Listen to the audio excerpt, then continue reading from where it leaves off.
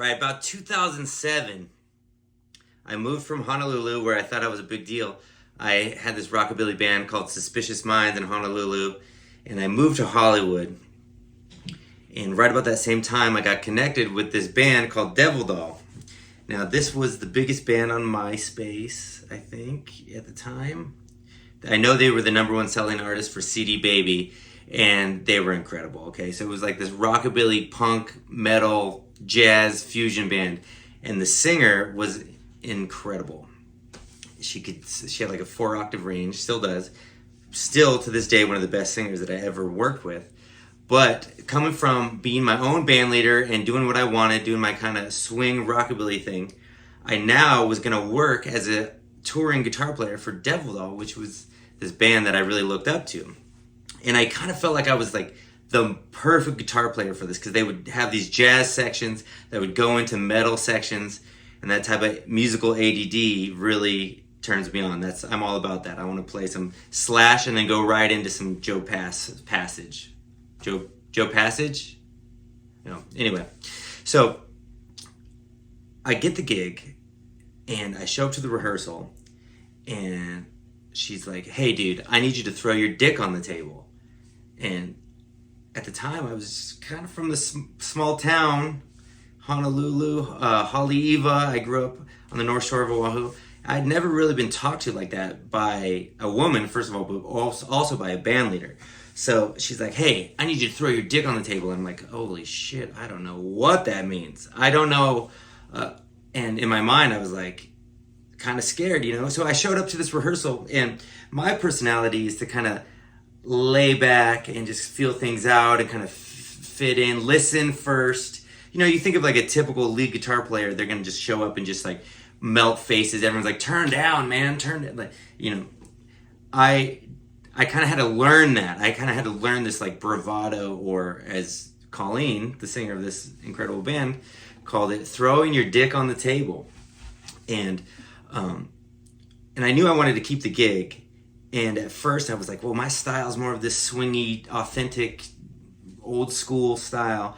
And I was like, no, this is your chance to learn something and really elevate. So what does that mean, to throw your dick on the table? For one, I just had to really figure out what it was going to be to deliver that guitar hero moment. And a lot of people, they just do it, and it's probably the wrong thing. They just show up and they just start playing loud and aggressively and fast. That type of guitar player, well, I'm just not that type of guitar player. I didn't really start out like that. But now I will show up and I will melt faces as much as I possibly can, because I found access to doing that. And I'm going to show you what I did at 27, thinking that I knew something, but never working for somebody else. I'll show you what I did to come up with a way to throw my dick on the table, for lack of better words, and just play this mean, aggressive guitar solo. Number one, we would start to play, and I would go to play a solo, and then she would stop the song and be like, "Dude, do you have a distortion pedal?" And in my mind, I'm like, what is she talking about? I'm using a thick overdrive pedal. What is she talking about? Well, I didn't get, like, if you're going to be the guitar player in the band, you got to turn up. I know some of us want to be polite and we want to like fit in the band. Sometimes you just got to turn that up. Not so much to just be in everyone's face all the time, but when it's your moment, you want to sit on top of the band. And if you've got a loud drummer, you're playing a rock gig, or it's like an outdoor show. I mean, we were headlining these shows. You got to have the right gear and the right sound to sit above everything else. When it's your solo, you got to sing on top of the whole band. So what I realized real quickly was that I needed a tube amp that would have the headroom to really get up there. And then I also needed the tone of a pretty aggressive overdrive pedal. So at the time, I had this handmade one called the Death Rattle. Like an OCD would be great. You can really get saturated with an OCD if you're looking for something that you can buy mass production. OCD, great pedal. Anyway, let's get to it. Here's some of the licks that I would play. So like, say for instance, the tune was doing something like this.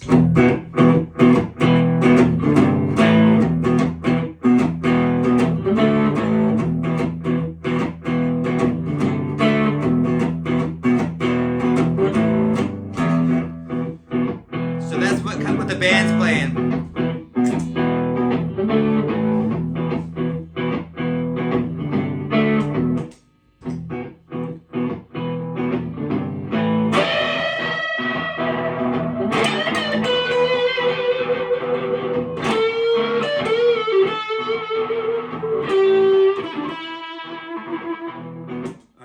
So, I knew that I was gonna need, that was like maybe the first half of my solo. I didn't want to start playing fast all of a sudden, right out of the gate. I wanted to build it. So what I would do is I would take something that really would scream like a unison bend.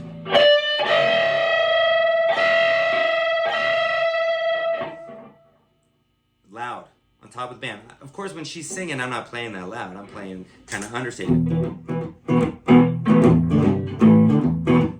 What was really required for that type of rock gig to really put on a show was to stand on the edge of the stage and just... So I start slow. Unison bends are great for that. So here's your first thing we want to do is some unison bends.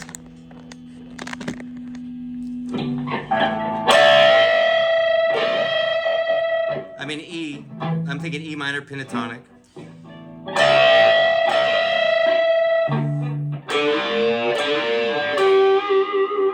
Lots of vibrato, a little bit of delay. Worked out really well. So now, here's what I would do at the end of the solo to get some fireworks. Well, I would build into it with maybe some pull-offs in a sequence to like kind of give me this.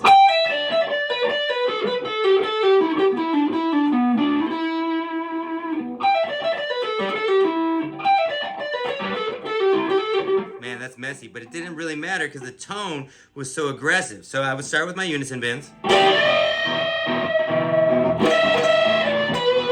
Lots of vibrato.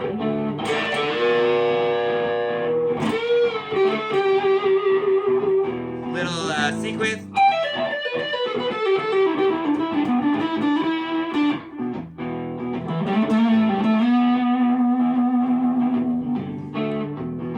Alright, so that would get me through pretty well. Sequence. Especially at a high speed with the right tone, that's going to be okay. But then, I would use these guys at the end of the solo to really create some fireworks. Jimi Hendrix lick. This is also the lick from the end of Stairway to Heaven. So I'm barring here, doing a pull-off triplet.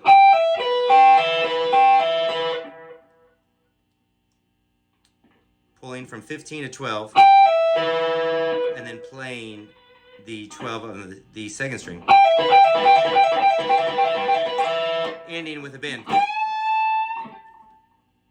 All that is happening because the tubes are reacting and the overdrive pedal that I'm using is reacting to how hard I'm playing. So you can't really pussyfoot around this. You can't be like, you gotta go for it.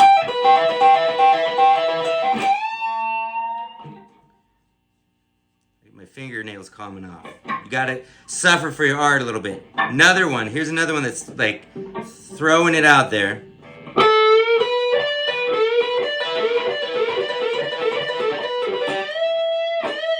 So I'm bending 14, playing the 12 on the second string, and doing a pull off on the 15th fret. Let me show you what all that sounds like together.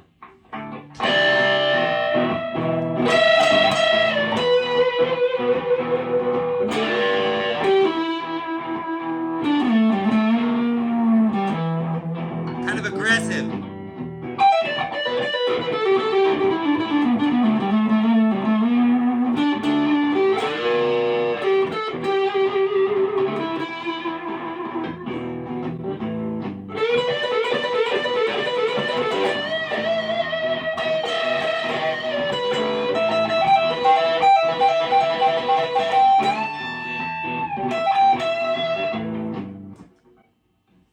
That will get you started with throwing it on the table. You can combine all the stuff that you like to do, all your normal licks, like even in the right spot, a traditional blues lick will work because the tone is so aggressive. If you listen to a lot of Guns N' Roses stuff, you'll see that Slash is playing a lot of Chuck Berry licks. But with his tone, it really enters that hard rock realm. I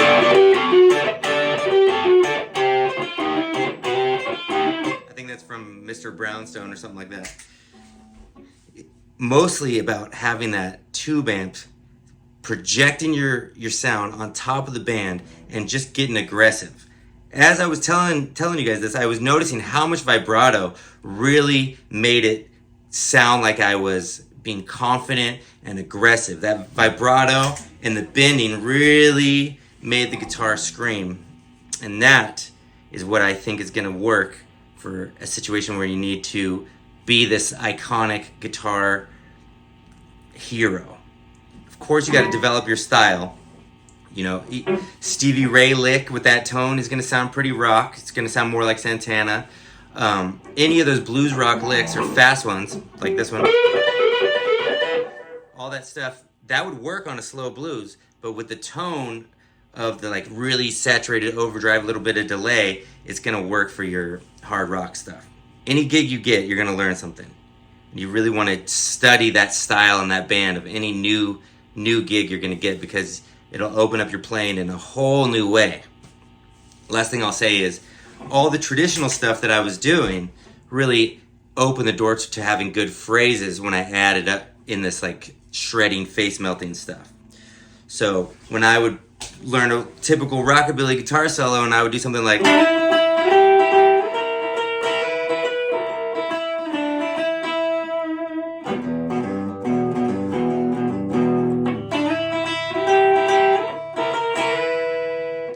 worked great when I was putting it together with this blues rock, Hendrixy, Jimmy Page vibe, you know? So I'd be like, the tone.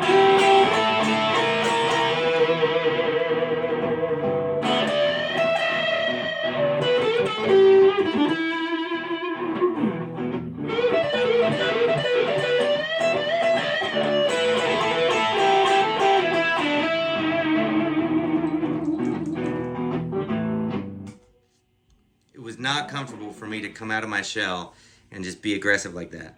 But I'm sure glad I had that gig. If you want to check out Devil Doll, you're in for a treat. It's an amazing band. Cool ass songs. And very, very musical.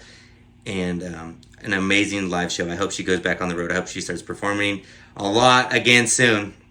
If she plays in Nashville, I might try to play with her because she's awesome. Anyway. Thanks for watching. I hope you guys enjoyed it. Let me know what you think. Are you able to throw it out there? Throw your dick on the table. I know it's kind of crass, but it's rock and roll, baby. Sometimes you got to be a little rough.